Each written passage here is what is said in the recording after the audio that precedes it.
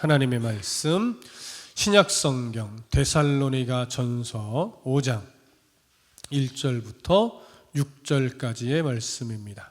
데살로니가 전서 5장 1절부터 6절까지의 말씀 저와 함께 교독하겠습니다. 제가 1절을 읽겠습니다. 형제들아, 때와 시기에 관하여는 너희에게 쓸 것이 없음은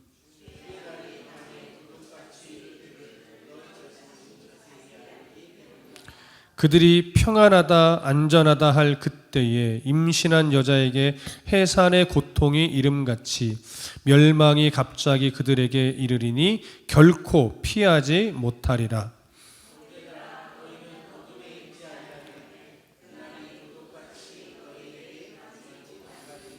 너희는 다 빛의 아들이요 낮의 아들이라. 우리가 밤이나 어둠에 속하지 아니하나니 자지 말고 오직 깨어 정신을 차릴지라. 아멘.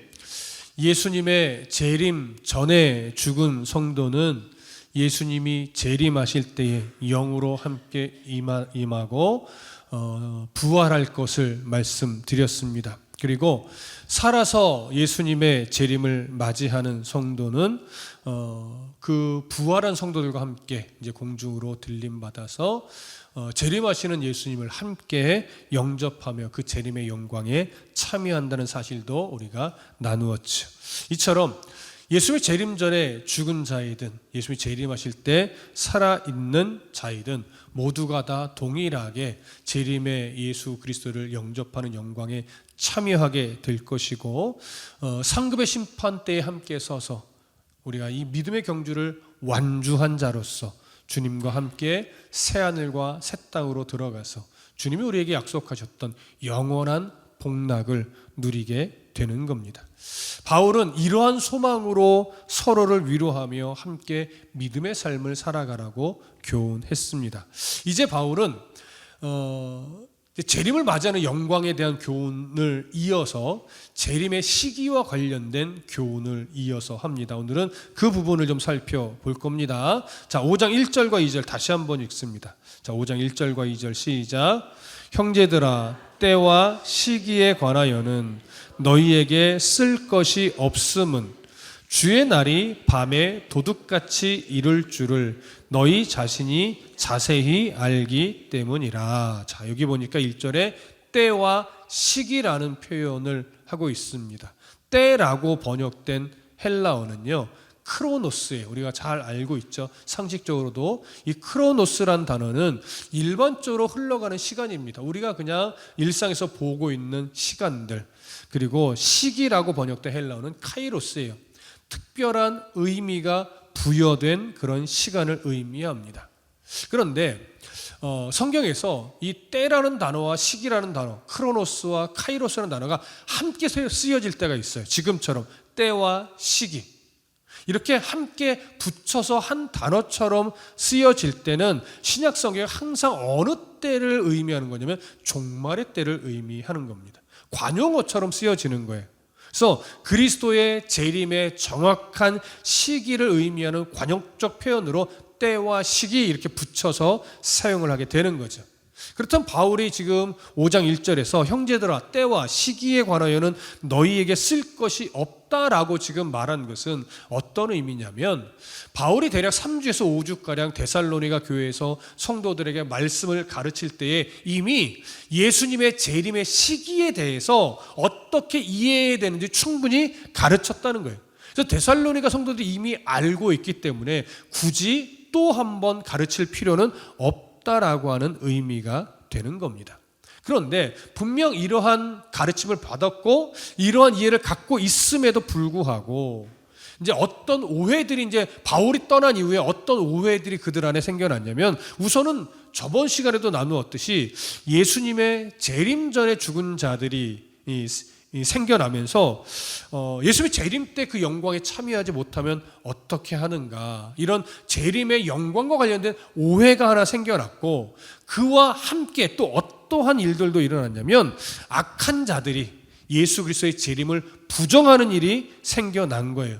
그러니까 예수님이 재림하시지 않는다.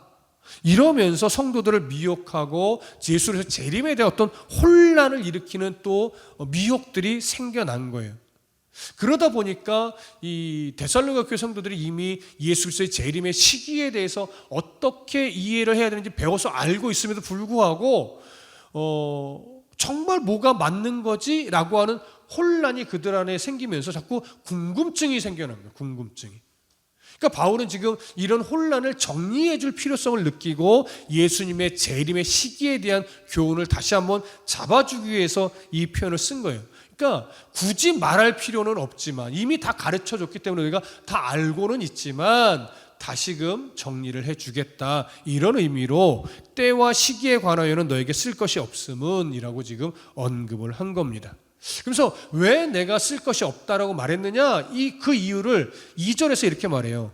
주의 날이 밤에 도둑같이 이를 줄을 너희 자신이 자세히 알기 때문이다 라고 말하는 거예요.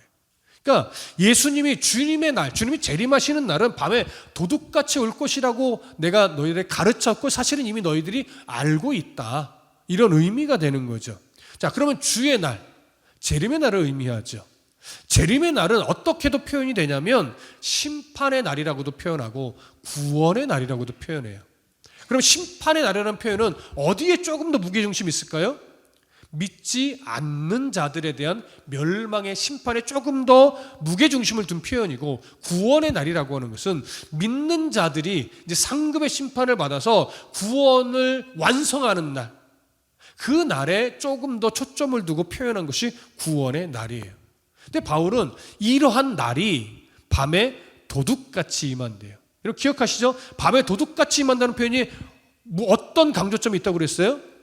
우리가 정확하게 날은 알 수 없으나 우리가 생각하지 못한 때에 갑자기 임한다 라는 것에 초점을 맞춘 표현이었어요. 아무도 예측하지 못할 때, 그때 갑작스럽게 임한다는 거죠. 도둑이 예고 없이 어느 날 갑자기 집 안에 들어와서 무엇인가를 훔쳐가듯이 예수 그리스도의 재림의 날은 아무도 예측하지 못한 어느 날 갑자기 임한다라고 하는 표현이에요. 근데 여기서 우리 한 가지 조금 조심할 게 있어요. 주의 날이 밤에 도둑같이 임한다라고 하니까 예수님의 재림이 밤에 일어나는가? 이렇게 생각할 수 있어요. 몇 분 살짝 웃으시는데 이게 웃을 일이 아니에요. 왜냐하면 유대인들은요, 출애굽 당시에 죽음의 사자가, 유월절 그 어린 양 죽음의 사자가 밤에 임했단 말이에요. 그러다 보니까 메시아가 밤에 올 것이라는 믿음을 가지고 있었어요. 그리고 초대교회 성도들도요, 주의 재림이 밤에 있을 것이라고 생각을 한 거예요. 오해죠, 오해. 그러니까 밤에 있을 것이라고 생각을 하고서 부활절 전날 철야를 했어요. 그런 이유예요. 그리고 6월절 기간에는요, 재림을 기대하면서 모여서 자정까지, 밤까지 예배를 드리기도 했어요. 이런 관심, 뭐 틀렸다 잘못했다 이거 지키면 안 된다 이걸 말하는 것이 아니고, 부활절 전날 철야를 해도 아무 문제 없고 6월절 기간에 재림을 기대하며 자정까지 예배를 드리는 것도 아무 문제 없죠. 신앙상 유익하죠. 다만 이러한 관습의 출발이 재림의 시기에 대한 오해에서 비롯되었다라고 하는 것은 이해를 하셔야 돼요. 왜 이게 필요하냐면, 그렇지 않으면 5절 그 말씀 드렸죠. 신념이 신학화되면 위험하다. 신념이 종교화되면 되게 위험하다. 이런 말씀 드렸잖아요. 이 밤에 올 것이라고 하는 것은 사실은 사람의 생각이란 말이에요. 오해에서 비롯된 거예요. 근데 이것이 신념화되고 이것이 신학화되면 어떻게 되냐면, 예수님은 밤에 오시기 때문에 이것을 부정하고 재림을 고대하며 밤에 예배하지 않는 자들은 다 틀렸어. 사람은 이런 식으로 나가거든요. 그런 식의 오해는 우리가 벗어나야 돼요. 그래서 오늘 여기서 도적이 밤에 도적같이 온다라고 하는 것은 밤이라는 시간대에 초점이 있는 것이 아니고 갑작스럽게 온다는 것에 초점이 있는 건데, 이 부분을 곡해하여서 이제 주의 재림의 날을 막 찾으려고 했던 자들이 시한부 종말론자들인 거예요. 세대주의적 전천년설의 시각을 가지고 있는 자들이 이런 구절들을 진짜로 오해를 해서 주인님이 오실 날을 정하게 되는 거죠. 그래서 우리는 예수 그리스도의 재림의 때는 절대 아무도 알 수 없다. 도적이 알 수 없는 때에 갑자기 임하듯이 주의 재림의 날은 우리가 예측하지 못한 때에 갑자기 임할 것이다. 이렇게 다시금 스스로 정리를 하셔야 됩니다. 그러면서 5장 3절을 보세요. 함께 읽습니다. 시작. 그들이 평안하다 안전하다 할 그때에 임신한 여자에게 해산의 고통이 이름과 같이 멸망이 갑자기 그들에게 이르리니 결코 피하지 못하리라. 여기 보니까 평안하다 안전하다 할 그때에 라고 표현을 하고 있잖아요. 이건 어떤 의미냐면요, 거짓 평화, 거짓 안전을 주장하면서 그리스도인들을 미혹하는 외침들이 있었다라고 하는 거예요. 물론 이단적 사상을 갖고 있는 이들 중에서도 이런 말을 하는 자들이 있었지만 당시는요 로마 제국 시대예요. 여러분, 로마 제국 시대에는 어떤 그 명제처럼 무슨 표현이 있냐면 팍스 로마나의 시대라는 표현이 있어요. 여러분들 자주 들어보셨죠? 팍스 로마나가 뭡니까? 그 시대의 모든 평화, 모든 안전은 누가 주는 거다? 로마의 황제가 주는 거다. 이런 식의 이해, 이데올로기를 가지고 있던 시대였단 말이에요. 그럴 때 로마 제국 시대를 살아가는 여러 지역의 사람들은요, 대부분 로마 황제로부터 평안과 안전이 온다라고 굳게 믿으며 살아가고 있었어요. 그러니까 이런 시대에 바울은 주의 날이, 마지막 날이, 재림의 날이 갑자기 임한다라고, 도둑같이 임한다라고 경고했던 거예요. 하지만 주님을 믿지 않는 자들은요, 이렇게 평안한 시대에 무슨 종말이 오고 무슨 재림이 일어나서 심판이 온다라고 떠들어대느냐라고 하면서 오히려 그런 소리들을 배척하고 거절했단 말이죠. 그래서 바울이 또 가르치는 거예요. 임신한 여자에게 해산의 고통이 이름과 같이 멸망이 갑자기 그들에게 이르리니 결코 피하지 못하리라. 도적이 밤에 갑자기 온다라는 비유와 이 해산의 고통에 대한 비유는 비슷한 맥락이지만 조금 강조점이 달라요. 도둑이 임한다는 것은 그냥 예측하지 못한 시간에 갑자기 온다는 것에 초점을 맞추고 있다면, 여기 임신한 여자에게 해산의 고통이 임한다라고 하는 것은 갑자기 온다라고, 오신다라고 하는 그것과 함께 플러스 어떤 것이 초점을 맞추는 거냐면, 임산부가 해산의 고통을 피할 수 없듯이 그리스도를 믿지 않는 자들은 주님이 재림하시는 그날 멸망의 심판, 가장 고통스러운 멸망의 심판을 피할 수 없게 된다. 이걸 더 강조하는 거예요. 그러니까 로마 제국 시대에 로마 황제가 평화를 준다라고 여기며 주의 재림을 생각하지 않고 자신의 만족과 유익을 위해서만 살아가는 그들에게 바울은 완전히 경고의 메시지를 던지는 거죠. 임신한 여자가 해산의 고통을 이름같이 주의 날이 갑자기 임하면 주님을 거절했던 모든 사람들은 멸망의 심판을 피할 수 없게 된다. 그러니 그들의 말에 현혹되지 말고 복음을 가지고 잘 살아내야 될 뿐만 아니라 그들이 예수를 믿을 수 있게끔 뭐 해야 된다? 인도를 해야 된다라고 하는 그 의미가 함께 담겨 있는 겁니다. 자, 이어지는 구절을 볼까요? 5장 4절 함께 읽습니다. 시작. 형제들아, 너희는 어둠에 있지 아니하매 그날이 도둑같이 너희에게 임하지 못하리니. 자, 믿지 않는 자들에게는 주의 날이 갑자기 임할 뿐만 아니라 그들에게 주어질 멸망의 심판을 피할 수 없음을 강조한 바울이요, 형제들아 너희는 어둠에 있지 아니하매 그날이 도둑같이 너희에게 임하지 못하리라, 이렇게 이제 이어서 말을 하는데, 얼핏 보면 예수를 믿는 자들은 도둑같이 임하지 않게 된다고 하니까 재림의 시기를 알 수 있다는 의미인가? 이렇게 생각할 수 있어요. 아까도 언급했지만 이 구절들을 시한부 종말론자들이 잘못 해석을 해서 구원의 백성은 예수 재림의 날을 알 수 있다, 이렇게 해석을 해버렸어요. 그러다 보니까 한때는 1992년 10월 28일에 예수님이 재림하신다, 이렇게 주장하는 무리들도 생겨났던 거예요. 하지만 이거는 예수님의 재림의 시기를 알 수 있다, 이런 의미로 말한 것이 아닙니다.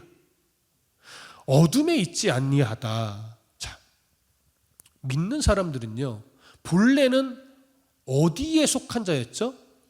어둠에 속한 자예요. 다시 말하면 여러분, 빛의 영역이라는 것은 누구의 통치 아래 있는 영역입니까? 예수 그리스도의 통치 아래 있는 영역이에요. 하나님의 통치의 영역이 빛의 영역이에요. 그러면 어둠의 영역은 누가 통치하는 영역이에요? 사단이 잠시 공중의 권세를 붙잡고 있는 영역이에요. 그러면 예수 그리스도를 믿기 전 우리 모두는 다 어느 영역에 속하던 자들입니까? 난 본래 착하니까 빛의 영역이에요? 아니에요. 모든 사람은요, 아담과 하와의 불순종 이후로 모든 사람은 태어나면서부터 무조건 어둠의 영역에 속한 자로 태어났어요. 중간에 있지 않아요. 빛의 영역과 어둠의 영역에 중간에 있다가 믿으면 빛의 영역으로 가고 믿지 않으면 어둠의 영역으로 떨어지고 이런 게 아니에요. 모두가 다 어둠의 영역으로 태어난 거예요. 공중권세를 잠시 붙잡고 있는 사단의 영향력 아래에 딱 붙잡힌 자로 태어난 거예요. 그런데 하나님이 자신의 뜻 가운데서 내가 너만큼은 그 어둠의 영역에 그대로 놔둘 수 없어 라고 해서 어둠의 영역에 있던 우리들을 딱 붙잡아서 예수 그리스도의 보혈의 공로를 딱 덧입게 하여 빛의 영역으로 옮겨 놓으신 거예요. 나의 어떠함 때문이 아니라 날 사랑하신 하나님의 선택이 우리를 어둠의 영역에서 붙잡아 올려 예수 그리스도의 보혈의 피로 적용을 딱 시키셔서 빛의 영역으로 놔두어 주신 거예요. 그래서 우리는 그렇게 옮기음을 받은 자들이죠. 그래서 빛의 영역으로 갔기 때문에 너희는 어둠에 있지 않다라고 말을 한 겁니다. 그러면서 그날이 도둑같이 너에게 임하지 못한다는 건 어떤 의미겠습니까? 그런 빛의 영역에 속한 자들은 항상 주의 말씀에 어떻게 있어요? 자고 있어요? 깨어 있어요? 깨어 있어요. 그래서 어제든 오늘이든 내일이든 하나님의 말씀에 붙들려서 하나님이 기뻐하는 삶을 살기 위해 그냥 부단히도 살아내요. 잘 견디며 하나님 앞에 감사하며 어떤 상황에도 주님을 신뢰하는 법을 배워가며 그렇게 하루하루를 그냥 살아낸다고요. 그렇게 믿음의 자녀답게 정신을 차리고 하나님 바라보며 하루하루를 살아가고 있으면 주님이 언제 오시든 문제가 된다 안 된다? 안 된다. 이것이 바로 도둑같이 너에게 임하지 못한다는 표현의 의미예요. 도둑같이 여겨지지 않는다는 거죠. 실제로 우리들도 어느 날 갑자기 우리에게도 예수님이 재림하시는 거예요. 알 수 없어요. 근데 우리는 그것 때문에 우와 하고 놀라지 않아요. 그것 때문에 두려워하지 않아요. 왜? 오시면 우리는 그저 기쁘게 재림하시는 주님을 맞이하면 되거든요. 그러니까 우리에게는 사실은요, 주님이 언제 오시든 관심이 있어요, 없어요? 없는 거예요. 여러분, 예수 믿는 사람은요, 예수님이 재림하실 날에 대해서 절대 관심을 두실 필요가 없어요.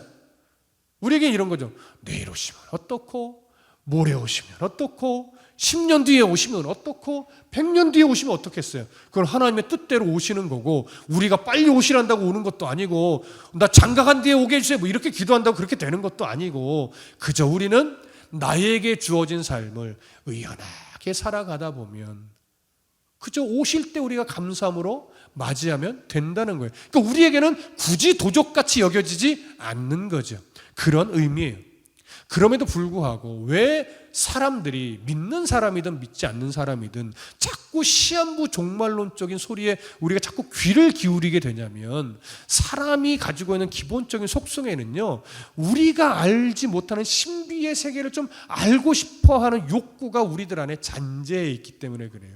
그리고 우리가 알지 못한 뭔가 신비한 세계를 뭔가 좀 아는 것처럼 여겨질 때 뭔가 모를 종교적인 카타르시스가 느껴지고 뭔가 우월한 감정이 자꾸 생기는 거예요. 너 이거 모르지 우리는 이거 알아. 뭐 이런 식의 우월감. 근데 그런 식의 욕구가요, 그리스도인들에게 굉장히 위험한 욕구예요. 사실 우리는 바르게 알기 위해 노력해야 돼요. 조금 더 깊고 넓게 알기 위해서 애써야 되거든요. 그런데 그 기준이 뭐냐면 성경에서 보여주시는 그 안에서 깊고 넓게 알기 위해 애쓰셔야 돼요. 성경이 말하지 않는 것, 성경이 보여주지 않은 것, 이것을 사람의 그냥 노력으로 알기 위해 과한 집착으로 갈 때요, 이상하게 갈 수 있어요. 과연 저게 하나님이 인정하시는 내용일까? 이렇게 의구심이 드는 쪽으로 흘러가게 돼 있어요. 왜? 성경에서 말하지 않은 거는요, 우리가 알 수 있어요, 없어요? 없어요. 그 어떤 노력으로도 알 수 없는 거예요. 어떤 사람은 말해요. 하나님이 보여주셨다. 믿을 수 없어요. 여러분, 제가 왜 신비한 경험을 한 이들에 대한 간증을 잘 안 세우냐면, 신비한 경험을 한 사람들의 간증은요, 개인적으로는 개인적인 차원에서는 그 경험을 진짜 했을 수도 있어요. 근데 문제는 뭐냐면 그걸 공식화 자꾸 하려고 하는 무리수를 둔단 말이에요. 천국을 보고 왔어요, 어떤 분이. 그건 그에게 믿음을 견고하게 하기 위해서 하나님이 그에게 어떤 의미를 가지고 천국을 보여주실 수 있어요. 근데 천국이 진짜 그런 모습이냐는 우리는 알 수 없는 거예요. 지옥에 누가 다녀왔어요. 지옥이 막 이렇대요. 그래, 그 사람에게는 그렇게 보여줄 만한 어떤 하나님의 이유가 있어서 지옥을 그렇게 보여줬겠죠. 근데 지옥의 모습이 그렇지 않다라고 단언할 수는 없는데 그렇다라고도 단언할 수 없는 거예요. 근데 문제 뭐예요? 지옥이 이렇습니다라고 단언을 하는 데 있어서 문제가 생긴단 말이에요. 성경에서는요, 지옥의 모습을 왜 불구덩이처럼 묘사했냐면, 사람이 지옥이 정말 무서운 곳인데 무섭다는 걸 어떻게 가르쳐야 될지 모르는 거예요. 그러다 보니까 사람이 가장 공포스럽게 여기는 것이 뭔가 할 때 그런 공포스러운 것을 비유로 들어서 지옥을 설명하는 경우가 많아요. 성경도요. 그럼 천국은 어떻게 표현해요? 종종 말씀드리잖아요. 천국은 황금길, 천국은 보석이 박힌 대문. 근데 진짜 천국이 황금길일까요? 그래서 어떤 목사님 말해요. 저도 그 예를 설명드렸잖아요. 천국길이 황금길이면요, 도가니 다 나간다고. 쿠션이 없어서. 왜 그럼 천국을 자꾸 황금길이라고 표현하느냐? 천국을 어떻게 설명하기가 어려워요. 그러니까 사람들이 가장 좋아하는 것, 귀하게 여기는 것, 그런 것들의 가치보다도 훨씬 더 고급한 가치로 좀 천국을 소개해야 되는데, 그러려니까 어떻게 돼요? 이 땅에서 사람들이 가장 좋은 게 뭐예요? 금과 다이아몬드, 보석류죠. 천국에서는 그런 이 땅에서 그렇게 좋아하던 보석들이 천국에서 그저 뭐밖에 안 된다?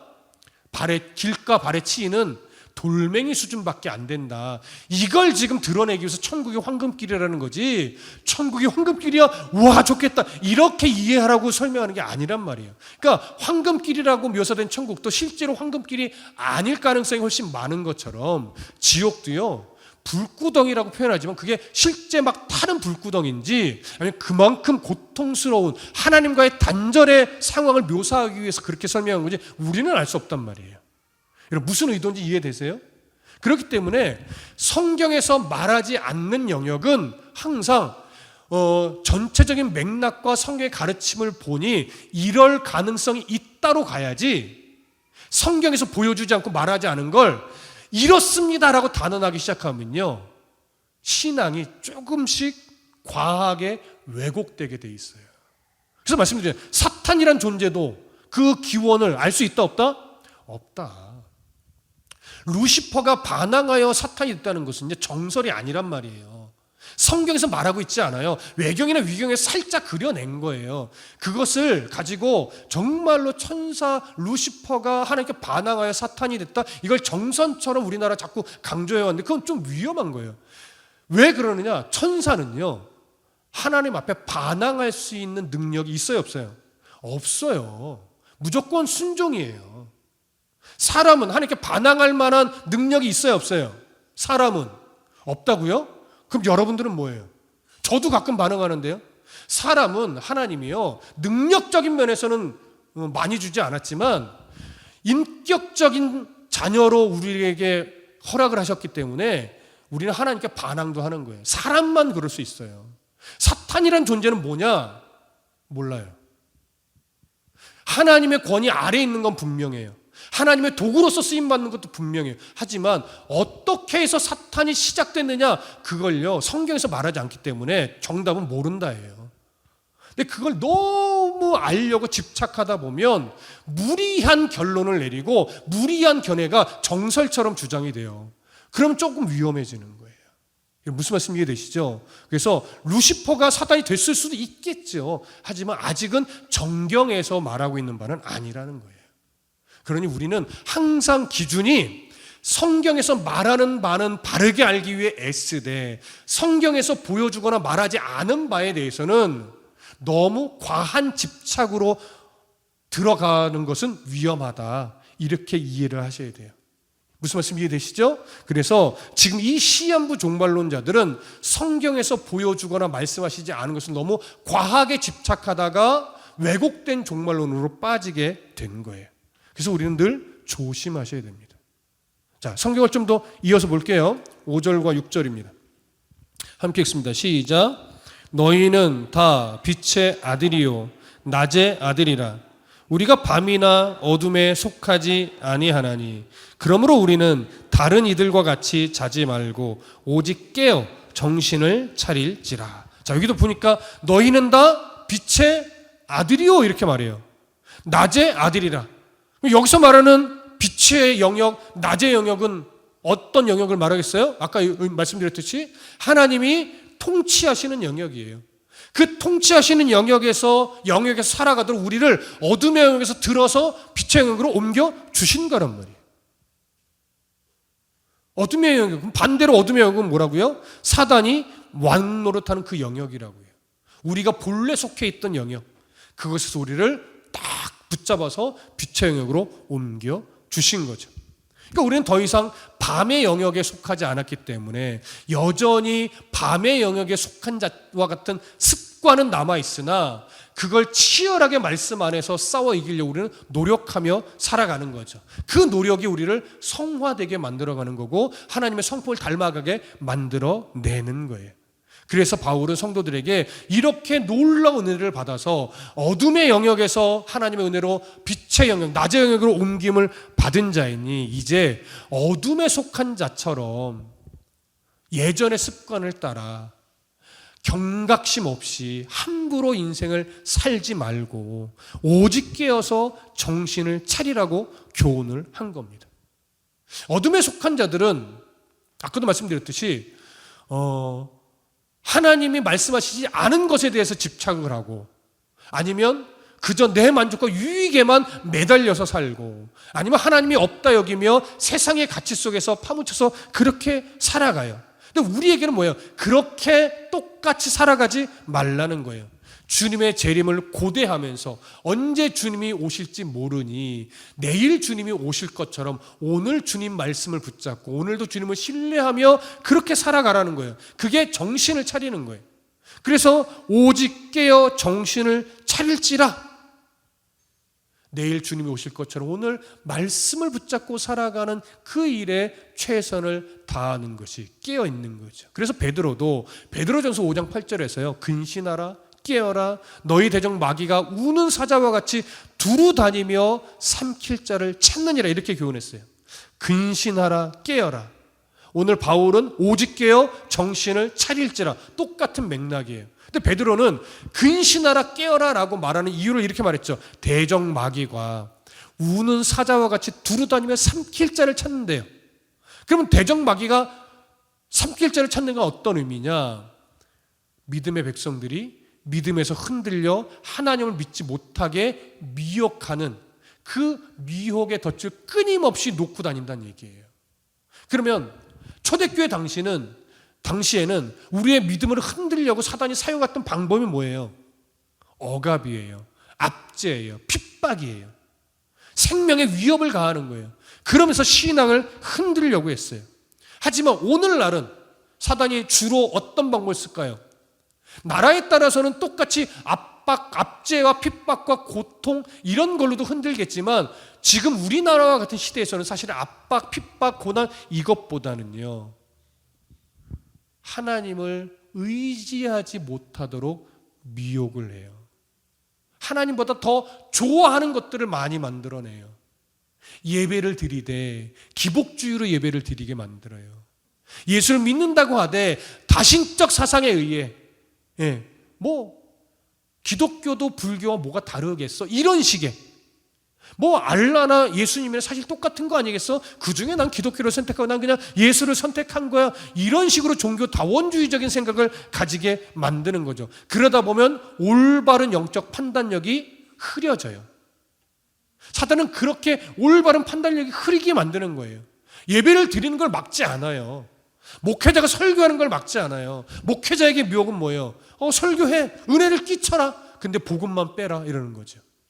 여러분, 복음이 없이 은혜를 끼치는 설교 많습니다. 참 슬픈 일이지만 복음이 없이 은혜가 가득한 설교가 많아요, 여러분. 그런 데서 많은 이들이 아멘을 하고 그런 데서 많은 이들이 추종하고 추앙하는 세력으로 나아가는 거예요. 그러면 신앙이 왜곡되죠. 기독교 같은데 기독교가 아닌, 하나님 믿는 것 같은데 믿는 거 아닌 이런 류의 사람들이 많아요. 사탄이 지금 오늘날은 그런 식으로 교회를 흔드는 거예요. 믿음을 흔드는 거예요. 그러니까 믿음이 흔들린다고 생각하지 않아요. 근데 들어가 보면 예수를 말하고 복음을 말하는데 복음이 없어요. 십자가 은혜가 없어요. 많은 사람들이 위로받는데 복음이 없는 위로예요. 많은 사람들이 도전을 받는데 십자가가 없는 도전을 줘요. 이걸 우리가 잘 분별할 수 있어야 되는 거예요. 그래서 예수님이 마태복음 24장 9절부터 12절에서 뭘 강조합니까? 이 종말의 시대에는 예수님의 초림부터 재림의 그 수구한 역사 속에서 어떤 일들이 계속 일어나느냐? 그때에 사람들이 너희를 환난에 넘겨주겠으며 너희를 죽이리니 너희가 내 이름 때문에 모든 민족에게 미움을 받아서 그때에 많은 사람이 실족하게 되어 서로 잡아주고 서로 미워하겠으며 거짓 선지자가 많이 일어나서 많은 사람을 미혹하겠으며 불법이 성함으로 많은 사람의 사랑이 식어지리라. 자, 2000년 전 예수님이 하신 말씀인데 오늘날 적용해도 무리가 있어요, 없어요? 오늘날 적용해도 무리가 없어요. 예수님 때 적용해도 무리가 없었어요. 중세시대에 적용해도 문제가 없었어요. 우리나라 조선시대를 비교해봐도 문제가 없어요. 똑같아요. 이 문제는요, 예수님의 초림부터 그 시대, 지금까지 오는 2000년의 역사 속에서 모든 나라에 계속 있었던 일이에요. 옷만 갈아입어요. 내용은 똑같아요. 뉴스를 틀어보세요. 오늘 아침에 제가 나오기 전에 집에서 본 뉴스는 그거예요. 멕시코인가, 아니, 브라질. 예, 브라질의 그 마약 하는 그 마피아 같은 단체들이 막 곳곳이 너무 심각하니까 그 나라에서 그들을 소탕하려고 이제 군인들을 투입해서 그들 소탕하는데 너무 많이 죽는 거예요. 잡힌 자보다 죽은 자들이 많다 보니까 여기서 이제 갈등이 와요. 나라에서는 소탕하기 어쩔 수 없었다. 백성들 입장에서는 그래도 사람이 이렇게 죽어나가는 것이 말이 되느냐, 이건 너무 심한 거 아니냐. 그러면서 뭐 어떤 개념 간의 갈등이 막 일어나죠. 난리와 난리 소문이고요. 서로 총뿌리를 겨누고 있고요. 우리나라와 같이 재림주가 많은 나라도 없고 거짓 선지자 정말 많죠. 재림주 우리나라가 최고예요. 근데 이럴 때에 그런 세상의 난리와 불안과 염려 속에 우리도 같이 휩싸여서 우리도 똑같은 이유로 불안하고 우리도 똑같은 이유로 염려하지 말라는 거예요. 현실을 살아가다 보면 믿음의 백성들 안에도요, 불안과 염려로 가득 차는 시기도 와요. 그것만 있습니까? 나태와 안일로 가는 경우도 많이 있어요. 이때 우리는 영적인 경계심을 가져서 마귀 사단의 미혹에 절대 넘어가지 말아야 됩니다.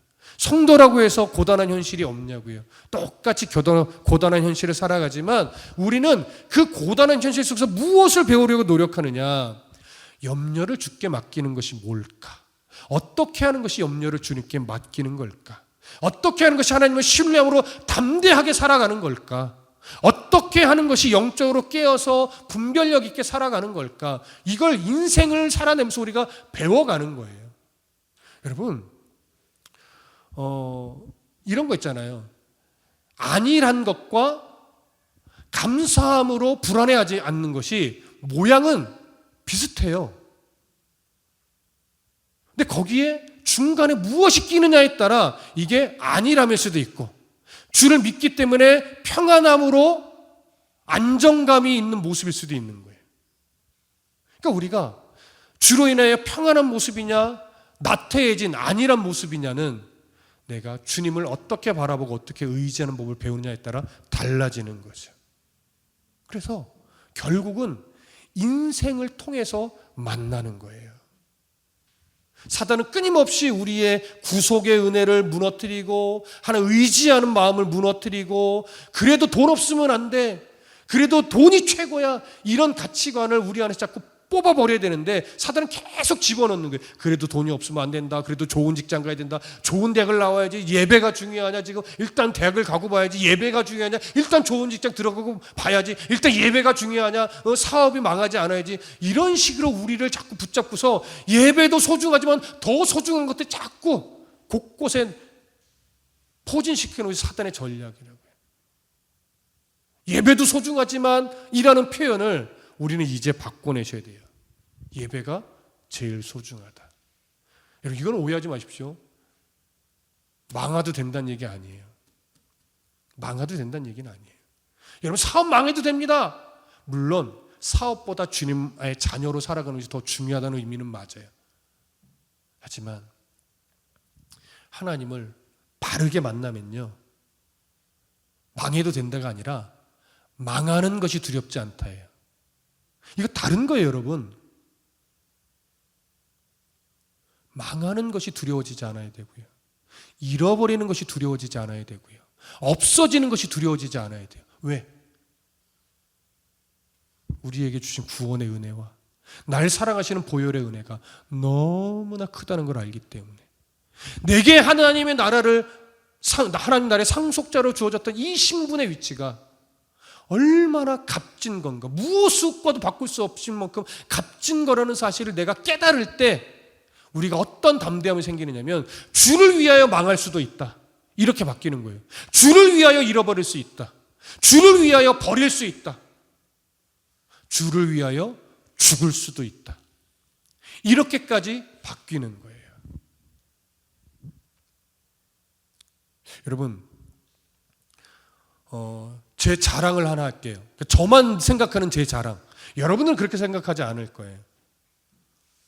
뭐냐면 들으시면 좀 웃으실 수도 있어요. 개척 초기에 제가 지병이 하나 생겼었잖아요. 아시는 분은 알아요. 제가 적칼륨증이라는 병이 생겼었어요. 부신에 혹이 하나 있으면서 그것이 자꾸 이 포타슘을 밖으로 빼내는 거예요. 그러니까 근육이 제 기능을 발휘하지 못해서 운동도 안 했는데 막 알이 배겨 있는 것 같고 팔에 힘이 잘 안 들어가고 그러기를 반복해서 어느 날 제가 일어나지 못했어요. 주일에 잠을 자다가 아프지도 않은데. 그래서 병원 가니까 이상하대. 그래서 소견서 써줄 테니까 대학병원에 가라는 거예요. 그래서 고대병원에 갔죠. 응급실로 들어가서 링거를 한 1시간 맞았어요. 그랬더니요, 온몸이 컨디션이 최고예요. 일어난 건 문제도 없고 아픈 데도 없고 막 뛰어다닐 수도 있고. 근데 퇴원을 안 시켜줘요. 이 얘기를 하려는 게 아니구나. 그런데 제가 이제 주일 아침 못 일어났다고 그랬잖아요. 그래서 아내의 부축을 받아서 간신히 택시를 타고 이제 중앙병원으로 가는데 그 찰나에 제가 무슨 생각했는지 아세요? 못 걸어도 된다. 설교는 할 수 있으니까. 앉아서도 설교는 할 수 있으니까 못 걸어도 된다. 물론 참 바보 같은 생각인데 치료하면 될 건데 그 짧은 순간에 잠시 그 생각을 한 거예요. 괜찮아. 걷지 못해도 설교는 할 수 있잖아. 입이 고장난 거 아니잖아. 뭐 이런 거 있잖아요. 좀 웃긴 얘기지만 저는 그 짧은 시간에 그 생각이 하나님이 좀 기특하게 보시지 않았을까? 뭐 이런 생각이 들어요. 여러분, 별거 아닌 것 같지만 여러분 문득 무슨 일을 당할 때 염려가 되지만 나도 모르게 스쳐 지나갈 때 이런 생각이 들 때 있어요. 괜찮아. 뭐 어때? 주님이 계시는데.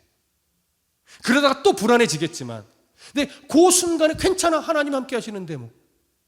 이런 생각들이요, 나를 살리는 거예요. 그런 생각들이 자꾸 많아져야 이게 깨어 정신을 차리는 거예요. 세상에 아무리 난리 부르스를 쳐도 괜찮아. 주님이 함께 하시는데. 날 사랑하는 주님이 있으니까 망해도 돼. 날 사랑하는 주님이 있으니까 잃어버려도 돼. 날 사랑하는 주님이 있으니까 병 안 나도 돼.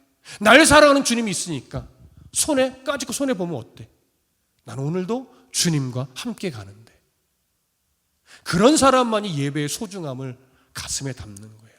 그런 사람이 조금씩 예배의 중심으로 삶을 계속 바꾸려는 노력을 하는 거예요. 당장 못 바뀐다 하더라도 하나님을 만나는 이 예배의 시간, 말씀을 전함에 듣는 예배의 시간을 소중하게 여기고 어렵지만 환경이 안 되지만 계속해서 노력하면 조금씩 내가 예배 중심의 삶을 살아갈 수 있도록, 말씀 중심의 삶을 살아갈 수 있도록, 기도의 삶을 살아갈 수 있도록 계속 노력한단 말이에요. 조율할 거 조율하고, 바꿔갈 거 바꿔가고, 포기할 거 포기하고, 이러면서 점차 우리들의 삶이 하나님 중심으로 단순해지기 시작해요.